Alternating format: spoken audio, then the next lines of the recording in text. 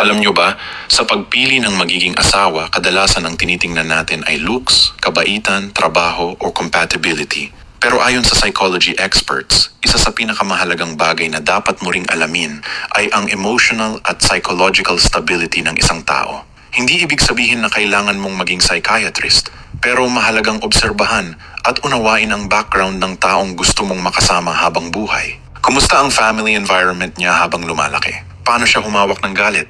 Marunong ba siyang tumanggap ng mali? May history ba ng addiction, violence, pathological lying, manipulation, or severe emotional instability? Dahil ang totoo, habang tumatagal ang relasyon, unti-unting lumalabas ang unresolved trauma, emotional wounds, at personality patterns na noong una ay natatakpan lang ng excitement at attraction.